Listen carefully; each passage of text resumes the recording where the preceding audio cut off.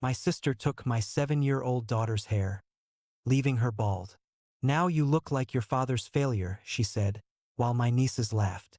The next day, her account was frozen and the bank repossessed her house. I'm Antonio, a 38-year-old man who has always believed in family. My life hasn't been perfect, but I can proudly say I've worked hard to build something solid. A wonderful wife, Jimena, and a daughter, Isabella, who is my whole world. I live in a quiet town, have a good job as an accountant in a construction company, and although I'm not a millionaire, we've never lacked anything. But this story isn't about me, or at least not just about me. It's about my younger sister Jessica and what she did to my daughter. Jessica is 35 years old. We've always had a complicated relationship. As children, we were close, but as we grew up, something changed in her. She always seemed to want what I had, as if my happiness bothered her. When I married Jimena, Jessica made sarcastic remarks at the wedding, saying I was sure to get divorced soon because Jimena was too good for me. I tried to ignore it, thinking it was just her way, but over time, things got worse. Jessica married young, at 22, to a guy named Ruben, a man I never liked. He was lazy, always looking for shortcuts to make money without working. They had 2 daughters, Sophia, 9, and Lucia, 8, but the marriage didn't last.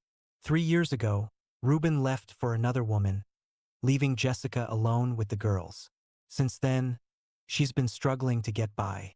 She worked in a hair salon, cutting and dyeing hair, but her salary barely covered the basics. As the older brother, I always felt like I had to take care of her. When she got divorced, Jessica didn't even have enough to pay for her utilities, so I told her not to worry, I would help. I paid the mortgage for the modest but comfortable house she bought with a bank loan. I also sent her money every month for utilities, food, the girls' clothes, and even her personal expenses.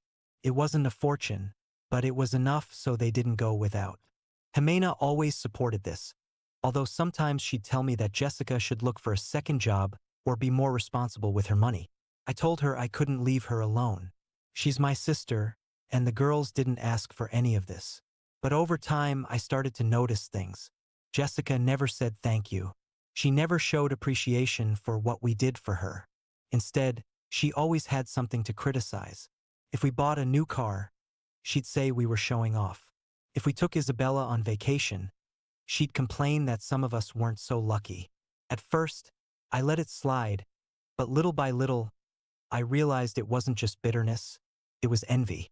Jessica envied my life, my family, my stability, and though she never said it out loud, it started to hurt me. Isabella, my daughter, has always been a sweet, cheerful girl with long, brown eyes, shiny hair like her mother's. She was always very close to her cousins, Sophia and Lucia, even though Jessica wasn't always kind to her. Sometimes, when I drop Isabella off at Jessica's house to play with the girls, she'd come back saying that Aunt Jessica scolded me for touching her things, or Aunt Jessica said my dress was ugly. I'd tell her not to pay attention, that her aunt was stressed, but deep down those things bothered me. Everything changed one Saturday. It was a little friend of Isabella's birthday, and she was excited because she was going to a party at a play center. She wanted to look like a princess, she told me. Jimena had to work that day, so I decided to take Isabella to Jessica's salon for a special haircut. I thought it would be a good idea. Jessica was good with hair, I couldn't deny that. So, I called Jessica and said, Jessica, I want you to make Isabella look like a princess. It's a special occasion. Cut her hair as beautifully as you can. I'll leave extra money so you don't have to worry about anything. She responded with her usual dry tone. All right, leave her with me, but don't come too late. I have things to do. I didn't pay much attention to her attitude. I took Isabella to her house, which was a few blocks from the salon because Jessica said she preferred to cut Isabella's hair at home. Isabella was happy in her little pink dress and sparkling shoes. I kissed her on the forehead and told her I'd be back in a few hours. I was going to run some errands and finish some paperwork at the office. Behave, my love. You're going to look beautiful, I told her. She hugged me and smiled. I never imagined what I would find when I came back. It was 5 p.m. when I returned to Jessica's house. As I approached the door, I heard something that froze my blood. A cry. It was a heartbreaking cry, as if someone were suffering. At first, I thought one of the girls had hurt herself, but then I recognized the voice. It was Isabella. Before I went in, I heard Jessica shouting, "Now you look like your father's failure, bald and horrible, just like him." And then laughter, Jessica's laughter, Sophia's, Lucia's. I didn't understand anything, but my instincts told me something was very wrong. I slammed the door open, and what I saw took my breath away. Isabella was sitting in a chair in the middle of the living room, her head lowered. At her feet was a pile of hair, her hair scattered on the floor like trash. When she lifted her face and I saw her, my world collapsed. She was completely bald. Jessica had shaved her head, leaving not a single strand. My little girl, my princess, had red eyes from crying, and her face was filled with shame and pain. Jessica stood beside her with a razor in her hand, laughing as if it were the funniest joke in the world. Sophia and Lucia were behind her, pointing at Isabella and mocking her. "Look, look, she looks like an egg," Sophia said, laughing. "How ugly," added Lucia, covering her mouth to hide her giggles. I don't know how to describe what I felt at that moment. It was a mix of rage, disbelief, and a pain that burned in my chest. I approached Isabella and hugged her tightly.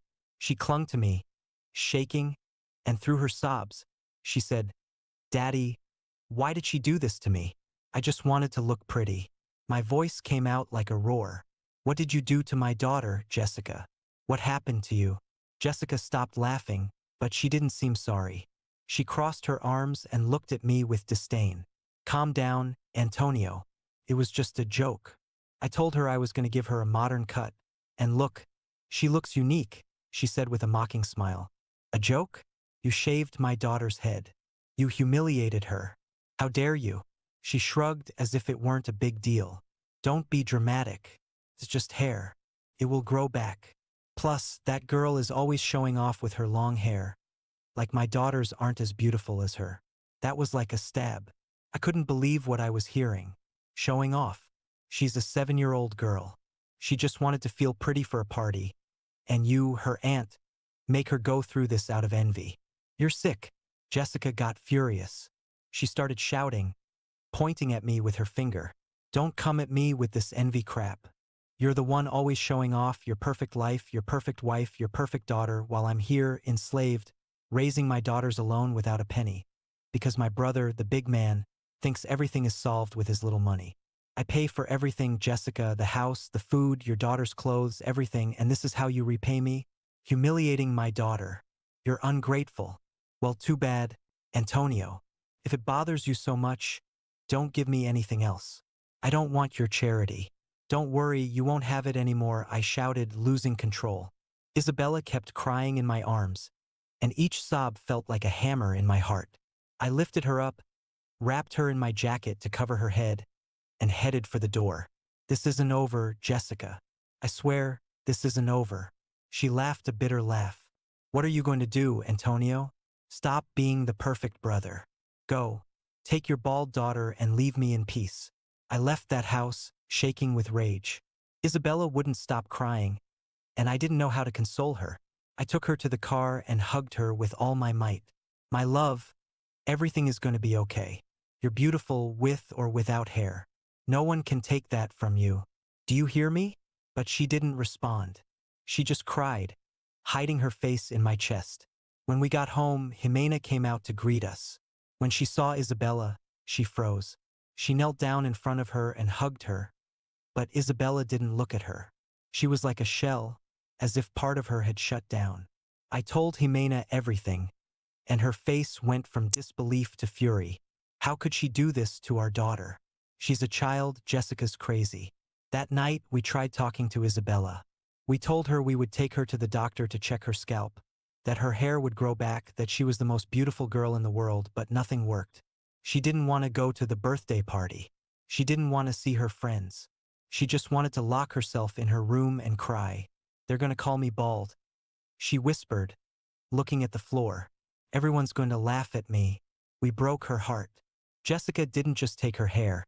She took her confidence, her joy, everything that made Isabella that special little girl. The next day, I made a decision. I opened my bank account and canceled all the automatic payments I had been making to Jessica, house payments, utilities, deposits for her expenses, everything. I wasn't going to keep supporting someone who had hurt my daughter like this. The following days were hell for us. Isabella stopped eating properly. She barely took a bite, and when she did, it was because Jimena and I begged her. She didn't want to go to school, saying the kids would make fun of her. She stopped going out to play with her friends, and her laughter that once filled the house, disappeared. We tried everything. We bought her a wig, but she took it off crying, saying it looked fake. We took her to a psychologist, but Isabella barely spoke in the sessions. She was broken and I felt helpless. Jimena and I spent the nights talking, trying to find a solution. The days that followed were a whirlwind of emotions. While we tried to rebuild Isabella's trust, my anger towards Jessica didn't fade. Every time I saw my daughter looking at herself in the mirror with sadness, touching the place where her hair used to be, I felt like something inside me was breaking. But I was also determined. Jessica wasn't going to get away with this. Canceling the payments was just the beginning. I wanted her to feel what it was like to have nothing, just as she had made my daughter feel. 2 weeks later, the calls started. Jessica called me again and again, leaving furious voicemail messages. At first, I didn't answer. I didn't want to hear her excuses. But one day, while I was at the office, my phone rang, and I saw her name on the screen. Something told me I had to answer, if only to make it clear that there was no turning back. I picked up, and her voice hissed through the receiver. "Antonio, what's wrong with you? They cut off my water and electricity. I don't have a penny in my account. Why are you doing this to me?" She screamed, as if she were the victim. I laughed a cold laugh that even I didn't recognize. "Why am I doing this? You have the nerve to ask me that after what you did to Isabella. You shaved her head, Jessica. You humiliated her. You made her feel worthless. And now you're asking me why I'm not taking care of you like you're some queen. It was just a joke, Antonio. I told you it was a joke. You're going to destroy my life for a haircut." Her tone was a mix of rage and desperation. "No, Jessica, it wasn't a joke. It was cruelty. And no, I'm not destroying your life. You destroyed it yourself. Get a decent job. Do something for yourself. But don't expect another cent from me. You're selfish. You always have been. You think you're better than everyone because you have money. My daughters are suffering because of you." She screamed, trying to manipulate me. That lit a fire in me even more. "Your daughters. The same ones who laughed at my daughter while she cried. Don't come at me with that, Jessica. Teach them to be better people because clearly they didn't learn that from you. And don't call me anymore. I don't want to know anything about you." I hung up the phone with my heart pounding, my hands trembling, but at the same time, I felt a weight lift off me. For years, I had carried the responsibility, thinking it was my duty as a brother. But now I saw clearly, Jessica had never valued my help. She just used me, and when she had the chance, she attacked what I loved most. Isabella was still sinking. The psychologist told us she needed time, that the trauma from the humiliation wouldn't go away overnight. We tried everything. We read books to her. We took her to the park, although she refused to play. We bought her toys, but nothing lifted her from her sadness. One night, as I was tucking her in, she said something that shattered me. "Dad, why does Aunt Jessica hate me?" I didn't know how to respond. I just hugged her and told her it wasn't hate, that Jessica was wrong, that she was perfect just the way she was. But in my mind, I swore Jessica would pay for every tear my daughter shed. A month later, Jessica called again. This time, her tone was different. She wasn't yelling. Her voice was broken, almost pleading. "Antonio, please listen to me. I have nothing. The bank sent me notices that they're going to take my house. I have nowhere to go with the girls. Help me, please, you're my brother." For a second, I felt a pang of guilt. But then I remembered Isabella crying, her hair on the floor, Jessica's laughter, and her daughter's mocking. The guilt turned to contempt. Now I'm your brother. Where was that affection when you humiliated my daughter, when you called her ugly and made fun of her?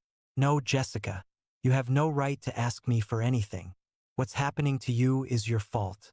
Figure it out yourself. Please, Antonio, it was a mistake. I was angry. I didn't think about what I was doing. Forgive me, she sobbed on the other end of the line. A mistake. You call shaving a 7-year-old's head, making her feel worthless, a mistake. There's no forgiveness for that, Jessica. And I'll tell you this clearly, I don't want to see you again in my life. Don't look for me anymore. I hung up and blocked her number. That was the last time I spoke to her. A few weeks later, I found out that the bank had repossessed Jessica's house. She couldn't pay the payments, and since I had been covering the costs for years, she had no way to negotiate. They evicted her along with Sophia and Lucia. I also learned that Ruben, the girl's father, had asked for custody, claiming Jessica couldn't support them. A judge sided with him and the girls went to live with him. Jessica was left alone, with no house, no daughters, no nothing. I'm not going to lie, part of me felt satisfaction. It wasn't just revenge, it was justice. Jessica had crossed a line that couldn't be undone, and now she was facing the consequences of her actions. While Jessica fell, we fought to lift Isabella. It was a tough few months. The psychologist helped us a lot, suggesting activities for Isabella to regain her self-esteem. Slowly, we began to see changes. Her hair started to grow back, first soft, then in short strands. Jimena taught her how to style it with scarves and headbands, and although at first Isabella resisted, over time, she started smiling when she looked in a mirror. One day, while we were having breakfast, Isabella said something that filled us with hope. "Mom, Dad, I think I want to go back to school." Jimena and I looked at each other, holding back tears. We took her that first day, and though she was nervous, her friends welcomed her with hugs. Some kids asked about her short hair, but Isabella, with a bravery that filled me with pride, told them, "I cut it because I wanted to try something new, and I like it." That was my girl regaining her strength. Over time, she became the Isabella she once was, cheerful, playful, full of life. She started going to birthday parties again, playing with her friends, singing her favorite songs at the top of her lungs. Her hair grew down to her shoulders, and although sometimes she'd touch her head, as if remembering, she no longer did so with sadness. One day, months later, Jimena, Isabella, and I went to the city center to buy a gift for a cousin's birthday. We were walking down a street full of stores when I saw her. It was Jessica, sitting on the sidewalk with a plastic cup in front of her, asking for change. She was unrecognizable, her hair disheveled, her clothes dirty, her face sunken. For a moment, I doubted if it was really her, but when she looked up and saw me, I knew it was. "Antonio," she shouted, standing up. "Look what you've done to me. Because of you, I'm here on the street. You're a monster." People around us started looking. Jimena took Isabella's hand, but my daughter didn't seem scared.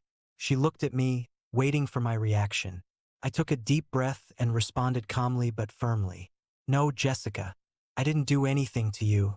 You did this to yourself. You humiliated my daughter, you took her joy away, and now you're where you deserve to be. Don't blame me for your decisions." She started shouting insults at me, calling me a bad brother, saying I abandoned her. But her words didn't affect me. I took a 50-cent coin from my pocket, handed it to Isabella, and whispered in her ear, "Give it to that lady, my love." Isabella, with a mix of bravery and cheekiness, walked toward Jessica and dropped the coin into her cup. The sound of the coin hitting the bottom of the cup echoed in the air. Jessica stood there in silence, glaring at us with hatred. We turned around and walked away, laughing together as if it were a private joke. Today, months after everything that happened, I can say that we are free. Isabella is stronger than ever. Her hair is long again, and her smile lights up our house. Jimena and I continue to work on our family, grateful for every small moment of happiness. I don't think much about Jessica anymore. I don't know where she is, and I don't care to know.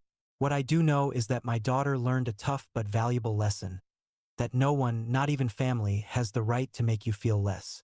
Sometimes, when Isabella laughs or hugs me, I feel that it was all worth it.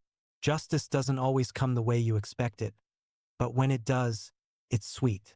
Jessica tried to destroy us, but all she did was make us stronger. And now my family and I are moving forward, free from her shadow.